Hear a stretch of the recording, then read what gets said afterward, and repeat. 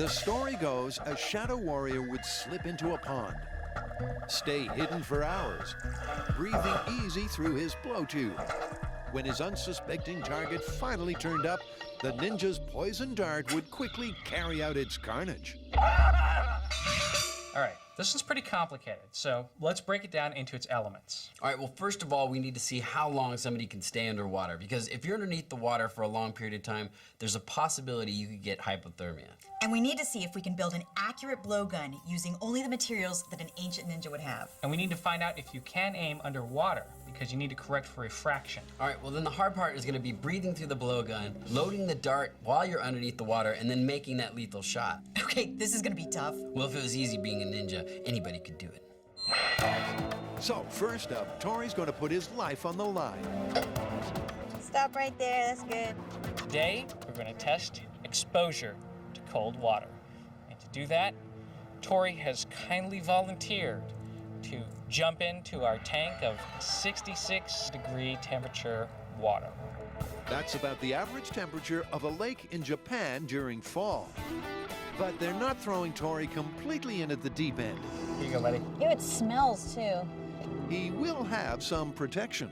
Well, apparently, ninjas used to rub animal fat all over their bodies and then put a leather suit on before they got into cold water to act as like a wetsuit. Right, not only am I uncomfortable, I look like a complete idiot. Not a complete idiot. For that, you need one more thing. This is the ninja hood. This Do I part really goes, have to wear this? well, this Yeah. is, I mean, really. Yes, you do, Tori. You lose up to 50% of your body heat through your head. And in your battle with the elements, you'll need all the help you can get. All right, you're going to write on this board how you feel. 1 is you're okay, you're good to go, all the way up to 10, which is I think I've got hypothermia, get me out of here now. Sounds easy enough. All right, 3, 2, 1. Just stay underwater until you're almost dead. Quite honestly, under that cold water, I don't think Tori's gonna last very long. I feel like, 10, 15 minutes, and he's just gonna be cold and have to get out. In water this cold, he could die in as little as 2 hours. And just 10 minutes in, Tori's already struggling. Let's ask him what number he's at. 5. He's colder. In case Tori hits real trouble, paramedics are on standby. They know what to look for. Symptoms of hypothermia would include starting to shiver, lethargy, being confused, lack of coordination. Other than the shivering, that's how he is normally, so it's going to be a little tough for us to tell. It's even harder to pick when he's underwater, which he's now been for 45 chilly minutes. 7. Okay, he's pretty cold.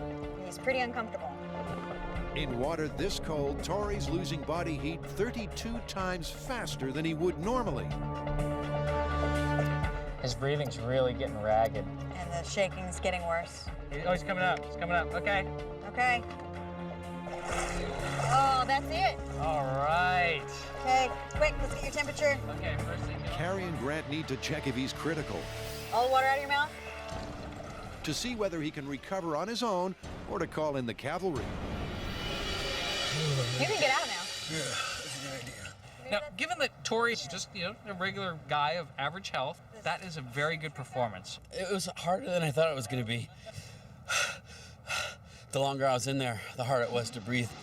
But the $64,000 question is, could he aim and fire a blowgun? As a trained ninja, you could probably shoot somebody with a dart right now. You lasted an hour. I didn't think it would be that long. Considering you don't have any cold water training, that looks pretty good for this myth. Yeah, so we just did the exposure test. Now on to the fun part. That wasn't the fun part. No, now we're going to do the blowgun test. Yes! Yes! What's going on? Beer goggles. Beer goggles? Beer goggles. It's been out there waiting for us the whole time, and for some reason we haven't tested it. The idea that alcohol has this magical property that will make people around you more attractive the more you drink. Actually, I feel like I've been testing this for over a decade. Yes, but that's anecdotally. We are going to test it scientifically. Great, more drinking on the job.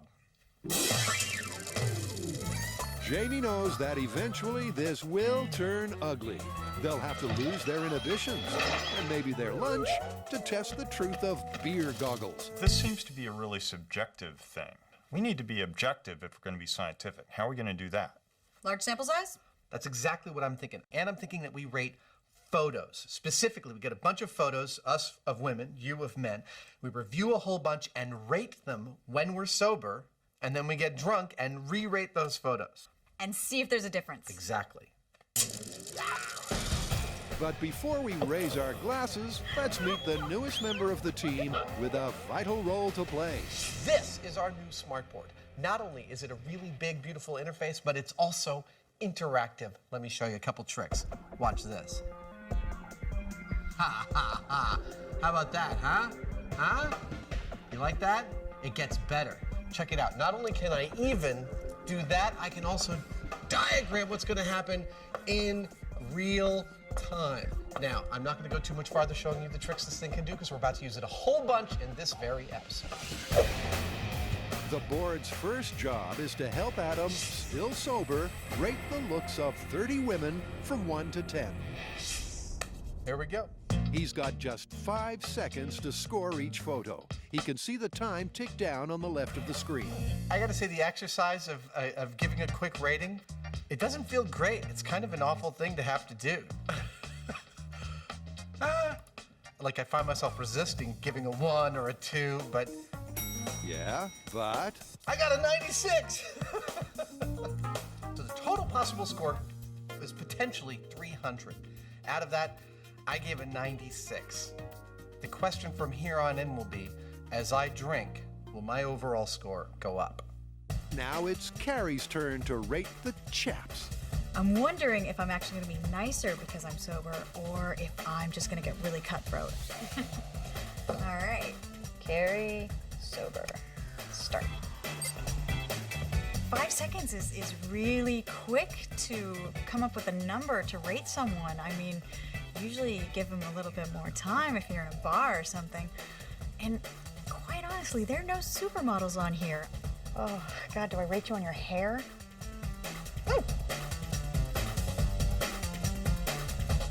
Carrie's either much more generous or less discriminating than Adam. Okay, total score 154. But she does know what pushes her buttons. I noticed I was rating higher on men that looked confident. If they looked sort of squirrely and really apprehensive about the whole thing, I definitely gave them a lower score. Now for a man who's anything but squirrely. Your turn. Okay. I'm about to look at a bunch of pictures of women, apparently, and try to objectify them. Jamie's got a point. Snap decisions based on looks alone are shallow and shameful. But hey, it's all in the name of social science. It's set up so that it's sort of a gut reaction. I don't know how consistent it's going to be, but that's where the averaging becomes important, because you've got some kind of a number that should show a trend. And Jamie's trendy number? Higher than Adam's, but lower than Carrie's. So I got a 116.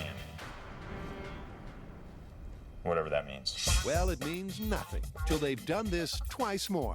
First, slightly inebriated, and then stumbling, dribbling drunk.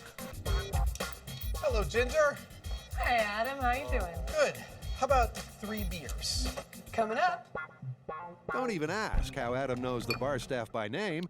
Let's just say he won't need directions to the restroom. Let the test begin. To science. Science. To science. The aim here is to get buzzed. For the boys, that means 2 or 3 quick brewskis. For Carrie, maybe 1 less. What's red and smells like blue paint? What? Red paint. She got Jamie giggling. All good ninja movies have a showdown, and the MythBusters Ninja Special is no different. So far, they've learned their ninja has super fast reflexes. He shot 22! But can he catch an arrow? So our ninja feels pretty confident that he can catch an arrow. Now, maybe holding 7 world's records in catching stuff and the fact that he calls himself the arrow catcher has something to do with that. But that's not good enough for us. We've got to see it. Before I start shooting at Anthony, I think I need a little target practice. Now, unlike a real battle, the ninja has put in a request. Anthony wants me to stand exactly 26 feet away and fire past him, not directly at him. How's it going, Jude? You hitting the dot? I'm getting him bunched in pretty tight. Yeah? Yeah, You ready for taking a crack at the real ninja? let's do it. All right, let's get Anthony. Anthony's also requested I don't do a full draw, Ready for you, sir. to release my arrows at only about half to 3/4 strength. So this is the moment the fans have been waiting for. Will Ninja Dom be vindicated or shamed? Can a real ninja really catch an arrow?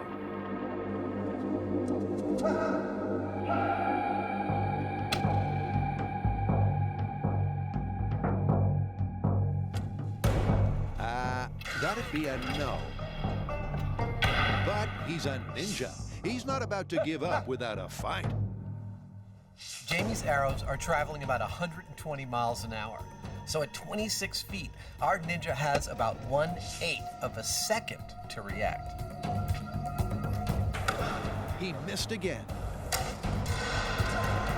This sure is a tough challenge, and fast looking like myth busted.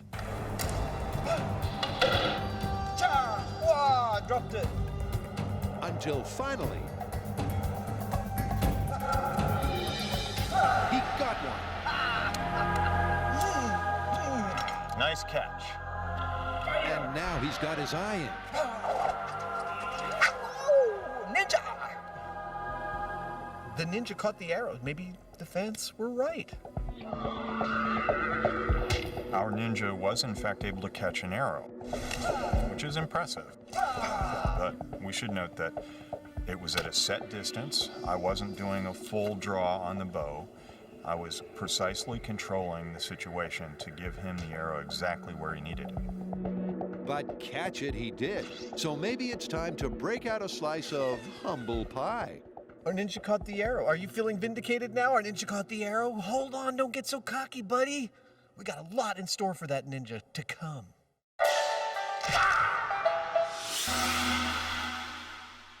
Blowpipes are a great assassination accessory. But can a ninja use one to perform underwater slaughter? Tori's already beaten exposure. Oh, that's it. All right. So now it's on to the blowpipes. So we've got exposure. The next test is accuracy. Okay, let's make blowguns and blow darts. Okay. Just for fun, let's have a little contest and see how much ninjosity you actually have. I think there should be some rules, though. Like, the blowgun itself should blend into the pond, so natural materials only. How much time do we have? End of the day. All right. Okay. All right. With ninja blueprints thin on the ground, it'll be everyone for themselves to use their ninjanuity to make a winning weapon. It's not a game of how hard you hit. It's how accurate you are. There's a lot at stake, because the winner will be the underwater assassin. I know I'm the best ninja. Come on. Come from a long line of ninjas. It's a classic scene from the silver screen. The Doctors Jones, Jr. and Sr. are being chased by the Third Reich on bikes. But a flagpole in the front wheel of the nearest Nazi and a motorcycle flip-out sees our hero escape with a trademark cheesy grin. This one's really interesting from a physics sense because when I look at that scene, it doesn't seem awkward or out of place, but it does beg the question, is it really that easy to redirect all the energy that's going this way to going that way? I'm thinking that we break it down to its constituent components, test each one, and then put them all back together for a full-sized finale. This will be fun. It's been years since I've been on a motorcycle. Ever since that gang, right? So first things first, it's a motorcycle myth, and we'll be needing a... That's a bike. Exactly. Oh, it's lovely. Actually rode across the country in one of these things. No way. I'm just reeling from learning something about you I didn't know. It seems that there's a never-ending supply of those. It's a single-cylinder four-cycle. We call them a thumper. It's not like, it's like an old-fashioned bike. Okay, it may be old-fashioned, but the movie bikes are vintage World War II. I know what you're saying. You're saying this really doesn't look like a vintage World War II era motorcycle, and it isn't. In fact, it's from 1981, but it is the exact model of bike used by the stuntmen to perform their stunts for Indiana Jones and the Last Crusade, which means that it, and not some vintage bike, is the perfect test platform for us for this myth. Now that that's sorted, let's kick things off as Adam and Jamie focus on the first aspect of the myth. Since this myth is all about the poking of a flagpole into the spokes of a motorcycle, one of the things we want to know is how fast can we poke a flagpole? Because once they know the speed of a human flagpole poke, Nice, Tiger. they can calibrate their remaining tests to just that. Just plain funny to let you exert yourself like that. I don't know why exactly. It just is. High comedy. Whatever floats your goat. And the high comedy on the high speed reveals the magic number to be 30 miles per hour. Cue part 2 of the experiment, a remote control flagpole thruster. You might remember this puppy right here from Birds on a Truck because this was our pigeon catcher. Yep, it's not a prop from Mad Max. It really is a pigeon catcher. Not that it caught any pigeons. It has an air reservoir, it has a valve, it has everything we need to shoot the stick into the wheels of the motorcycle. I just need to change the barrel a bit and we'll be good to go. In 3, 2, 1.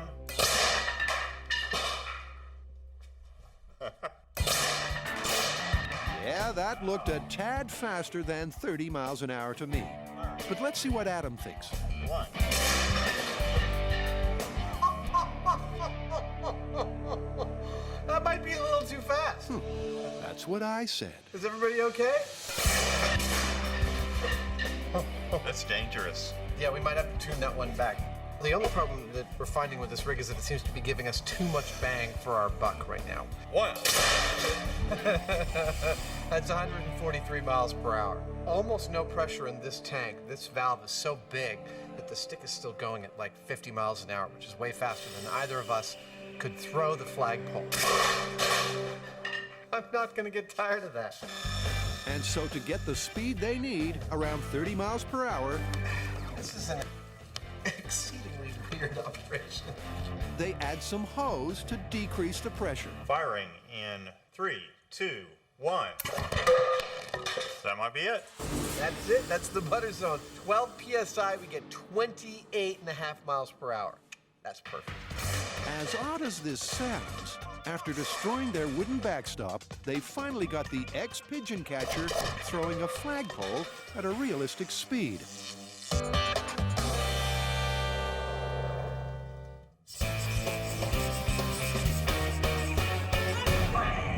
This might sound crazy, but a lot of the fans are saying that you can actually make rope out of toilet paper, and it'll be strong enough that you could scale down a jail wall and escape. Toilet paper? Are you serious? All right, well, if we're gonna do that, I think we should do the all-time classic, making a rope out of bed sheets. I know it's kind of out there, but let's also do the Rapunzel version of this, where you make a rope out of hair. Ew. So first things first, it's a motorcycle myth, and we'll be needing a... That's a bike. Exactly. Oh, it's lovely. Actually rode across the country in one of these things. No way. I'm just reeling from learning something about you I didn't know. It seems that there's a never-ending supply of those. It's a single-cylinder 4-cycle.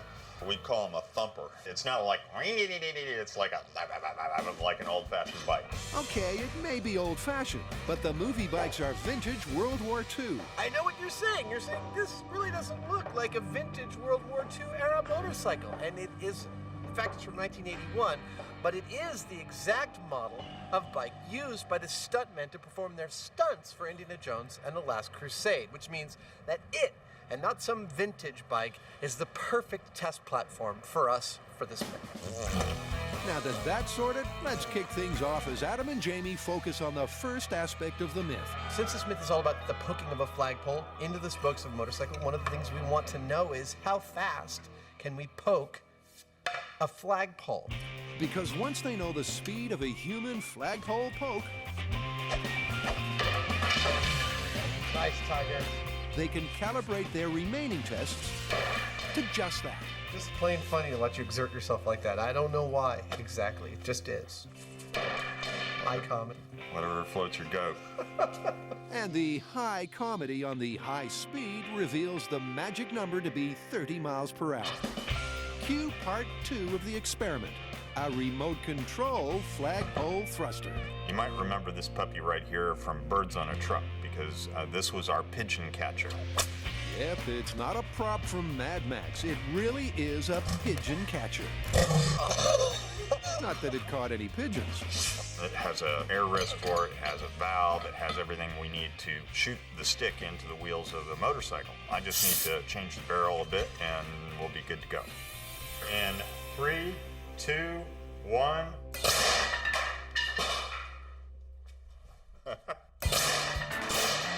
Yeah, that looked a tad faster than 30 miles an hour to me.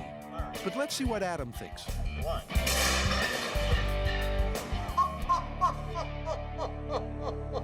That might be a little too fast. That's what I said. Is everybody okay? That's dangerous. Yeah, we might have to tune that one back. The only problem that we're finding with this rig is that it seems to be giving us too much bang for our buck right now. 1. That's 143 miles per hour. Almost no pressure in this tank. This valve is so big that the stick is still going at like 50 miles an hour, which is way faster than either of us could throw the flagpole. I'm not going to get tired of that. And so to get the speed they need, around 30 miles per hour, This is an exceedingly weird operation. they add some hose to decrease the pressure. Firing in 3, 2, 1. That might be it. That's it. That's the butter zone. 12 PSI, we get 28.5 miles per hour. That's perfect. As odd as this sounds, after destroying their wooden backstop, they finally got the ex-pigeon catcher throwing a flagpole at a realistic speed.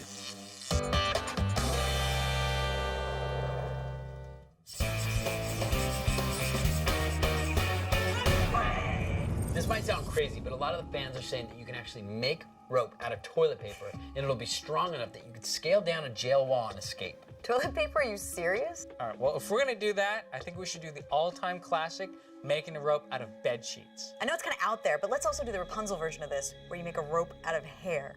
Ew. So let's get cracking. To try to recreate this highly hazardous driving technique in the real world, the guys are using a pedestrian-free zone. The lovely people at the Alameda County Sheriff's Emergency Vehicle Operations Center have lent us their driving course. It is a blank slate. I'm going to set up a whole bunch of cones that will create our city streets for blind driving. Jamie is going to play the blind driver first, so Adam sets up the course alone. This means that the mustachioed maestro won't have the advantage of knowing its twists and turns. In setting up the course for our blind driver, I've tried to add all the obstacles that we see in the movie. So I'm starting out with a nice long get your bearings kind of straightaway. That also includes a sharp left-hand turn. Right after that, I've got a second sharp left-hand turn. And I've included an obstacle for Jamie to swerve around. This ought to be all the challenges we need for our blind driver. And that just leaves the car, which for this test comes complete with in-car cameras, a driving instructor called Derek, and a crucial safety feature. This car is specially rigged with controls so that he can hit his own set of brakes and stop the car in case I get frisky on him. With frisky Jamie blinded by science, A lovely color. where does he see the problem areas of the course being? Obviously, the straight bits are going to be the easiest ones. The problem areas are going to be the turns, exactly how far I turn and when. That's going to be tricky. You feeling ready, champ? Yeah, let's do it. Just like in the movie, Jamie will be totally in the dark, relying solely on Adam's directions. My role in this test, I am literally a backseat driver. I will be giving him all the stimulus, hopefully, he needs to drive this course correctly, although I don't expect him to. I foresee many, many knocked over cones. Ooh-ha! It's time for ignition. All right, Jamie, go forward. Just get your bearings. A little bit to the left, a little bit to the left. That's good. Cruising at an easy pace down the straightaway, they come to their first bend in the road. Okay, there's a turn coming up to the left. Excellent. Made it with no cones down. Straighten it out, straighten it out. Okay, pick up the speed. Let's pick up the speed. But not for long. Keep going, keep going. To the right, to the right, to the right. Now hard to the left. To the right, to the right, more to the right. Soon their drive turns into a game of Cone Pac-Man. More to the right. Okay, to the left, hard to the left. And then to the right. Beautiful. Okay, stop. We need a new navigator. Managing the course took a very different turn to what they thought. How did I do? Well, I gotta say, together we swerved around the cardboard obstacle perfectly. But it turns out the turns were easy. It was correcting for the straight driving that was more difficult. Right over there is the worst spot. Like a couple of out-of-sync co-drivers, Adam blamed Jamie. His ability to correct on the fly on the straightaways was pretty poor, even up to and including his ability to know left from right at times. And Jamie blamed Adam. You know, more is like what? You know, it's easy to get confused or not do something enough or too little. If the guys don't begin to work as one, they're finished.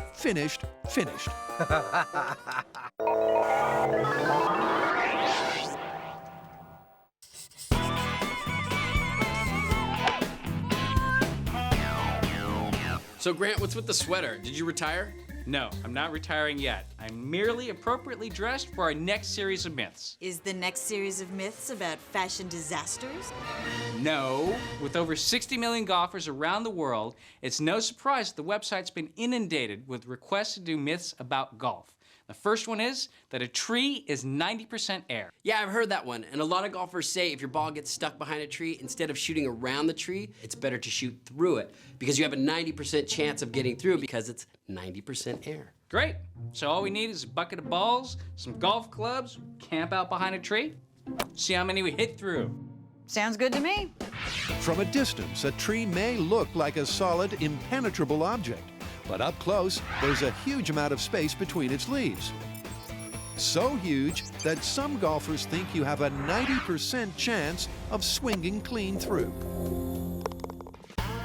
Their goal is to discover which of the various possible combinations of cup contents will impart the most force on impact. And speaking of the force, here's the Yoda of soda. So there you have it, our potentially deadly styrofoam cup. Now, for the purposes of our experimentation, I'm going to want to know exactly how much energy this cup imparts to something it hits, whether it's empty or filled with different substances. How am I going to do that? With this, a load cell. This little button here can tell me when I hit it with something exactly how much energy is transferred from the object to the load cell. But here we got an object that's too big and a load cell that's too small, so I'm going to increase the surface area of my load cell by placing it between these two nice heavy steel plates. Now, when this cup hits this first steel plate, that will transfer the energy to the button and tell me exactly how much energy this potentially lethal cup might have. It's ready. With the force plate in place, the guys will be able to accurately compare the impact of each cup fired from the cannon. Off at a rakish angle, I like it. So this is how this works. We've got our specially made pressure tank with a built-in fast-acting valve. Now, when we open that valve, all that air comes out at high speed, heads straight down the barrel. Our cup comes out the end, hits this plate, pushes on the load cell. Bob's your uncle. So, Robert's your mother's brother. Every target needs a motivation. Yeah. And Jamie is the light at the end of the tunnel. But before Jamie gets a face full of soda, 3D Jamie wants to check the cannon is working with some alternative ammunition. Bet you've never seen a 100-mile-an-hour feather boa before. An interesting choice, and surely a world first. Ready for test fire number 1. In 3, 2, 1.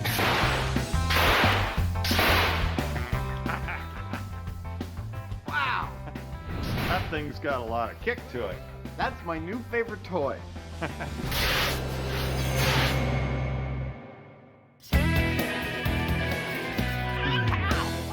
So Fall Guys, what are we, testing myths about 80s TV shows? Ooh, can we do A-Team next? Yes and no. Yes, we can get to the A-Team, and no, we are not testing myths about 80s TV shows. We're actually going to test the myths about falling, or more accurately, not falling. So you're talking about like the classic Hollywood scenario where somebody's hanging on to a high edge using nothing but their fingertips. Exactly. This sounds awesome. To cling on by your fingertips is a classic silver screen cliche. Apparently, in any action movie, the hero can hang on indefinitely. But are any of the many variations really viable? To find out, the team will take on two of the most common. First, can you really just hang on until help comes along? Then, hauling yourself into a helicopter. Is it fact or film fiction? You guys, I have the perfect place to test this. There's a fire training tower in Pleasanton. It's got ledges all around, easily accessible rooftop, and it's pretty tall. Well, as far as the hang time test goes, there's one thing I'd like to add, and that's edge thickness, and see how that affects how long you can hold on to. Okay, well, we can build something that clamps onto the ledge that we can easily adjust from 4 inches to ½ an inch. Then we can correlate hang time to ledge thickness. Well, since we're going to be working from heights, it's going to be pretty dangerous. So why don't we get a professional climber to come in? That way we'll be belayed. So if we do fall, no one gets hurt. And you know, we can use him to see how well a professional does compared to us average Joes. What are we waiting for? So the team head on out to hang out at the perfect place to, hang out. All right, now when we talked about this in the blueprint room, it seemed pretty straightforward. Whoa, this is high. I mean, we just grab onto an edge and see how long we can hang on. But now, standing on top of the 75-foot building, I'm wondering, is this really necessary? I mean, can't we just test this hanging off a door frame? Well, not really, because a key component of this myth is motivation, and hanging from a great height will ramp up the fear factor. But just in case that's not enough, here's a quick demo. So we've got the perfect building for our experiment. The only thing that we're missing is adrenaline. Now, undoubtedly, when you're hanging on for your life, adrenaline is going to give you that little extra boost of oxygen and sugar that might help you hang on long enough for help to arrive. Now, just to get our juices flowing, we're going to demonstrate for you what would happen if something went horribly, horribly wrong with our old pal Buster. Look out below! Buster is falling from 70 feet. By the time he gets to the ground, he's going to be traveling at 45 miles an hour. But I mean, look at him right now. He actually looks pretty good. Oh, except for that.